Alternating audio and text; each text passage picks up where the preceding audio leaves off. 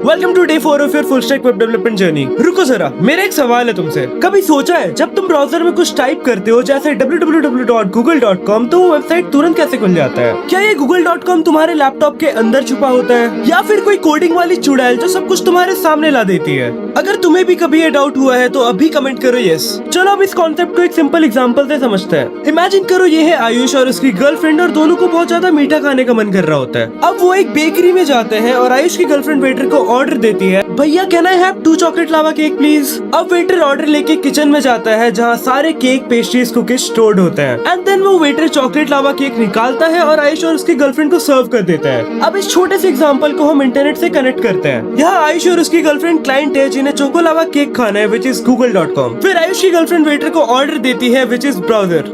फिर waiter kitchen में जाता है जहाँ पर केक्स, पेस्ट्रीज और कुकीज स्टोर्ड है। इज द सर्वर जहाँ पे google.com स्टोर्ड होता है। फिर तुरंत वेटर किचन से चॉकलेट लावा केक को निकालता है और अपने क्लाइंट को सर्व कर देता है, बिल्कुल वैसे ही जैसे ब्राउजर सर्वर से वेबसाइट का डाटा निकाल के तुम्हारे लैपटॉप स्क्रीन पे सर्व कर देता है। सो बिल्कुल इसी तरीके से जब तुम ब्राउजर पे google.com का रिक्वेस्ट सेंड करते हो, ब्राउजर उस रिक्वेस्ट को सर्वर तक लेके जाता है एंड देन सर्वर से google.com का डाटा लेता है एंड फिर तुरंत तुम्हारे लैपटॉप पर उस वेबसाइट को सर्व कर देता है, बिल्कुल वेटर की तरह जो किचन से केक लाके क्लाइंट को सर्व करता है। And that is what client server architecture is. तो अगर तुम्हें एग्जांपल समझ में आया तो जल्दी से कमेंट करो वेटर ओपी और ऐसे ही कॉन्सेप्ट्स को सीखने के लिए सब्सक्राइब टू कोडेक्स, क्योंकि यहाँ हर दिन तुम अपने सपने के एक और स्टेप क्लोज जाते हो।